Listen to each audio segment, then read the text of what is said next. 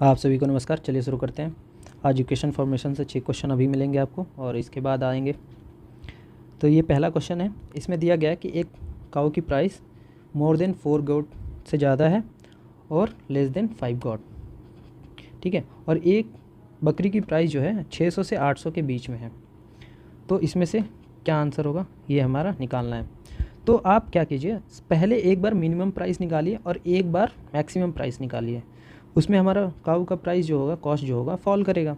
तो हम ले लेते हैं मिनिमम, पहले 4 बकरी की प्राइस ले लेते हैं और मिनिमम बकरी की प्राइस क्या हो सकती है, 600, मतलब इसके बीच में ही होगा ना। तो मैं मान लेता हूँ बकरी की प्राइस हो गई 601 रुपये, ठीक है। और 4 बकरी की प्राइस तो मल्टीप्लाई करेंगे तो यहाँ पे 2404 आएगा, ठीक है। फिर अब मैक्सिमम निकालते हैं। तो मैक्सिमम लेस देन 5 गॉट बोला है, तो 5 और मैक्सिमम प्राइस क्या हो सकता है बकरी का, 800। तो यहाँ पे हम कर लेते हैं 799, मतलब 800 से अंदर ही होगा ना, तो हम कर लेते हैं 799। तो यहाँ से देखेंगे 3995 आ रहा। तो ये हमारा काऊ का मैक्सिमम प्राइस हो सकता है और ये हमारा मिनिमम प्राइस हो सकता है। तो ये प्राइस कहाँ फॉल कर रहा है हमारा, 2600 से 3800 के बीच में फॉल नहीं कर रहा है।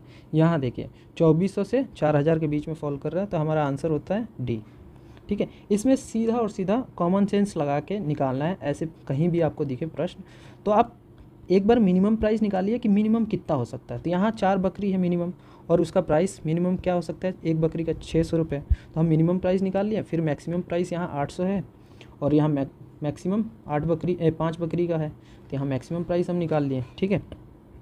तो ऐसे करके निकालेंगे तो ऐसा कभी क्वेश्चन गलत नहीं होगा। फिर यहाँ देखें सेकेंड क्वेश्चन। इस क्वेश्चन को बहुत इजी है, थोड़ा सा कॉन्सेप्चुअल है, पॉज करके सॉल्व करें। इसमें कह रहा है कि एक क्लास में हर बच्चे उतने पैसे देते हैं जितने कि बच्चे हैं उस क्लास में, और एक बच्चा जो है वो 2 रुपये एक्स्ट्रा देता है, सिर्फ एक बच्चा। तो टोटल कंट्रीब्यूशन जो होता है, ठीक है, वो हमारा 443 है। तो मान लीजिए टोटल हमारे क्लास के बच्चे हैं x और इन लोगों ने पर पर्सन x रुपीज़, ठीक है, पर स्टूडेंट डोनेट करते हैं, हम मानते हैं। तो टोटल प्राइस जो है, और एक स्टूडेंट उसमें 2 रुपये एक्स्ट्रा देता है, ठीक है, ये। तो हमारा टोटल क्या हो जाएगा, टोटल x स्टूडेंट है, पर पर्सन कितना डोनेट कर रहे हैं, जितना स्टूडेंट उतना, ठीक है, प्लस एक हमारा 2 रुपये एक्स्ट्रा कर रहा है। ये हमारा टोटल कितना प्राइस आ रहा है, 443, ठीक है। तो यहाँ x² + 2 आ गया। इस 2 को हम इधर ले जाएंगे तो 443 जो है इसमें माइनस हो जाएगा। तो यहाँ पे आप देखेंगे x² = हमारा 441 हो गया। अब 441 हमारा किसका स्क्वायर होता है, x का, 21 हो गया, ठीक है। 21 का स्क्वायर 441 हो गया, ठीक है। तो टोटल स्टूडेंट कितने हो गए हमारा डी। अगर प्राइस भी पूछता तो 21 रुपये पर स्टूडेंट दिए और एक ने 2 रुपये एक्स्ट्रा, यानी 23 रुपये डोनेट हुआ। तो यहाँ से इसका आंसर निकल गया। सेकेंड क्वेश्चन चलते हैं। ये क्वेश्चन देखिए, यहाँ पे पूछ रहा है कि एक 150 पन्ने की बुक है, ठीक है, जिसमें प्रिंट होता है 1 से लेके 150 तक। तो टोटल कितने डिजिट प्रिंट हुए। तो आप यहाँ सिंपल देखिए, 1 से लेके 9 तक एक एक डिजिट प्रिंट होगा। तो 9 पेज में टोटल कितने डिजिट प्रिंट हुए, 9। जैसे 1 हुआ, 2 हुआ, 3 हुआ, 4 हुआ, 9 तक 9 हुआ। फिर उसके बाद 10 से लेके 99 तक, 99 तक 2 प्रिंट होगा ना, 10 में 2 होगा, फिर 11 में 2 होगा, 12 में 2 होगा, 99 तक 2 होगा। तो ये टोटल नंबर्स कितने होंगे हमारे, 90। तो 90 × 2, 2 डिजिट के। फिर उसके बाद आप 100 से देखेंगे 150 तक। तो यहाँ देखेंगे 3 डिजिट, 100 में 3, 101 में 3, ऐसे करते 150 में भी जाएंगे तो 3 होगा, ठीक है। तो कितने हो गए ये टोटल, 50 और 1 51 टोटल, और इंटू 3 टोटल नंबर यहाँ 50 होगा ना, 51 होगा। 101 से लेके 50 तक, यहाँ 50 हो गया और 100 51।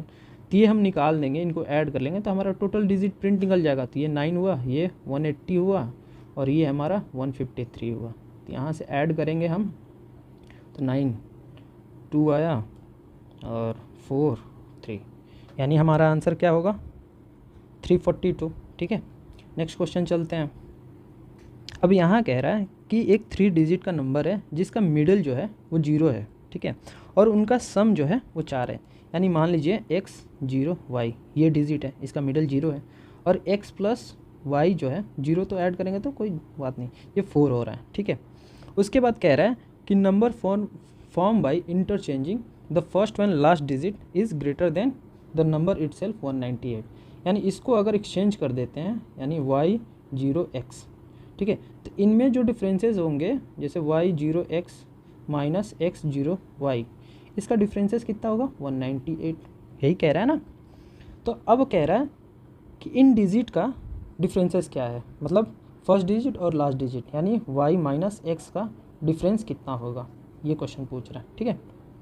तो इसको थोड़ा साफ कर लेते हैं, पहले हम निकालते हैं। अब यहाँ देखिए, यहाँ पे हमारा x प्लस वाई जो है वो 4 है, तो यहाँ पॉसिबिलिटी क्या हो सकती है 4 होने का, 1 0 तो होगा नहीं, तो 1 1 3 हो जाएगा तो 4 होगा, फिर उसके बाद 2 2 होगा, उसके बाद 3 1 हो सकता है, यही 3 नंबर पॉसिबल है, ठीक है। तो यहाँ 2 2 तो होगा नहीं, क्योंकि आप देखिए 2 0 2 माइनस 2 0 2, तो इसका तो 0 आएगा ना, तो 2 2 तो हमारा पॉसिबल नहीं है। अब क्या है पॉसिबल 1 3 और 3 1, तो एक दूसरे का ये रिवर्स है, तो यहाँ पुट कीजिए 3 0 1, ठीक है, माइनस 1 0 3, तो देखिए यहाँ पे डिफरेंसेस आ रहे हैं 198। तो हमारा मान लीजिए y जो है 3 निकला और x जो है वो 1 निकला, तो इनके डिफरेंसेस कितने आए 3 माइनस 1 सॉरी 1 हमारे 2 आंसर हो गया, ठीक है। तो हमारा आंसर बी, ठीक है।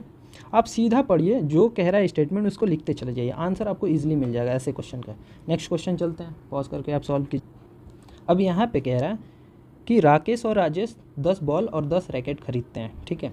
राकेश ने स्पेंड किया 1300 रुपये और राजेश ने स्पेंड किया 1500 रुपये, तो टोटल अमाउंट कितना हुआ, टोटल अमाउंट 1300 प्लस 1500, ये 2800 हो गए। और इन लोगों ने 10 बॉल प्लस 10 रैकेट 2800 में खरीदे हैं, ठीक है। उसके बाद कह रहा है each racket cost 3 time a ball, ठीक है, यानी एक रैकेट का प्राइस जो है 3 बॉल के बराबर है, ये कह रहा है। तो then what is the price of racket, ठीक है। तो हम क्या करेंगे r = 3 भी हमारा यहाँ से इक्वेशन आया, एक रैकेट का प्राइस 3 बॉल के बराबर, तो हम इक्वेशन यहाँ से निकालते हैं r = 3 भी, इसको सिंपल हम यहाँ पुट कर लेंगे, यानी 10 बॉल प्लस 10 × 3b, ठीक है, इक्वल टू 2800। तो यहाँ पे ये 30 हो जाएगा, 30 होगा ना, 30 और 10 40 बॉल, 40 बॉल का प्राइस कितना आ रहा है 2800, तो 0 से 0 कैंसिल, 8 से 280 काटेंगे तो 70, यानी बॉल का प्राइस जो है वो 70 रुपीज़ आ रहा है। तो एक बॉल मतलब एक रैकेट का प्राइस जो है वो 3 बॉल के पास है, तो 3 × 70 कर लेंगे हम, तो हमारा 210, तो यही पूछ रहा है ना रैकेट का प्राइस, तो 210 निकल गया यहाँ से, तो आप यहाँ से सी टिक कीजिए, आगे बढ़िए, ठीक है। ऐसे जो क्वेश्चन कह रहा है आप सिंपल उसको पढ़ते जाइए और बुक पे मतलब रफ पेज पे आप निकालते जाइए उसको, और देखेंगे आप इजीली आंसर पा जाएंगे, ठीक है। नेक्स्ट क्वेश्चन, एक और बात, अगर आपको वीडियो सच में मेरा पसंद आ रहा है तो आप अपने दोस्तों के साथ ज़रूर शेयर करें और चैनल को सब्सक्राइब करें और लाइक कर दीजिएगा वीडियो। यहाँ पे एक पर्सन जो है वो एक से पूछता है कि कितने पैसे हैं तुम्हारे पास, how much money you have, ठीक है। तो एक्स का रिप्लाई क्या आता है, इफ़ वाई गिव्स मी 40, ठीक है, then Y will have half of as much as Z. तो मान लीजिए वाई अगर एक्स को 40 रुपया देता है, तो एक्स मान लीजिए वाई का प्राइस, वाई के पास वाई है, उसमें से 40 माइनस कर लेते हैं, तो यहाँ क्या कह रहा है कि उसके पास कितने पैसे आ गए, half as much as Z, यानी जेड के हाफ, ठीक है। वाई में से 40 माइनस करेंगे तो जेड के हाफ हो जाएगा। फिर नेक्स्ट कह रहा है if Z gives 40 then 3 of us will have equal amount, यानी जेड का अगर 40 माइनस कर लें, अगर ये एक्स को 40 रुपया देता है, ठीक है, तो एक्स प्लस 40 इक्वल हो जाएगा, और वाई भी इक्वल है। बोला कि जेड अगर 40 रुपया हमको देता है एक्स, तो एक्स का जेड का 40 माइनस होकर एक्स में ऐड कर लेंगे, और ये तीनों का बराबर हो जाएगा, यानी इक्वल टू वाई भी हो जाएगा। तो ये हमारा 2 इक्वेशन यहाँ से फॉर्म हुआ, ठीक है।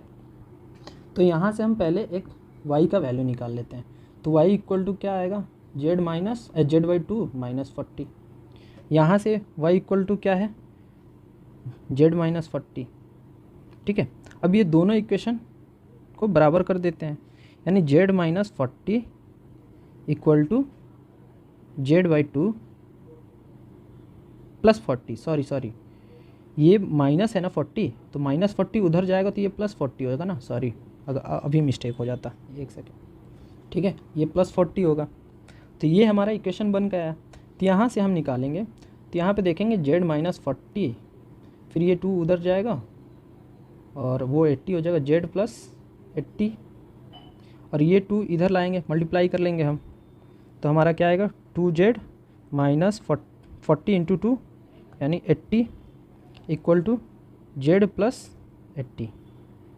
ठीक है, अब क्या करेंगे, यहाँ से हम z का वैल्यू निकालेंगे, z के पास कितना पैसा है, तो यहाँ 2z और ये z उधर जाएगा तो माइनस, और ये -80 इधर आएगा तो +80, यानी 80 पहले से है +80। तो यहाँ पे देखेंगे z इक्वल टू हमारा 160 आ रहा है। ठीक है, तो z इक्वल टू 160 आया और इसमें से 40 माइनस कर रहे तो y के बराबर आ रहा है। ठीक है, तो 160 माइनस 40 इक्वल टू y, यानी y इक्वल टू 120 है। अब यहाँ पे देखेंगे कि y इक्वल टू 120 है, y इक्वल टू, और z इक्वल टू 160। तो यहाँ पे देखें, यहाँ पे इक्वेशन को इक्वेट कर दें, y equal to x plus 40, तो y का कितना है 120, तो ये 40 इधर आएगा तो माइनस हो जाएगा, तो ये -40 कर लेंगे, x का वैल्यू हमारा निकल गया, तो x का वैल्यू कितना आया 80। ठीक है, अब x का वैल्यू 80 है, y का वैल्यू 120 है और z का वैल्यू 160 है। इन तीनों को ऐड करेंगे, 80 प्लस 120 और 160, यानी ये 200 प्लस 1 360, तो हमारा आंसर निकल गया बी। ठीक है, तो जो कह रहा है आप सिंपल लिखते जाइए पेपर पे, इजीली आंसर आपको मिल जाएगा। तो ये 6 क्वेश्चन कंप्लीट हो गए। अब शाम को 5 बजे तक एक और मिल जाएगा 6-7 क्वेश्चन। अब स्पीड से मैं CSET कंप्लीट करने जा रहा हूँ। तो चलिए, अगर पसंद आए तो लाइक कीजिए, शेयर कीजिए, सब्सक्राइब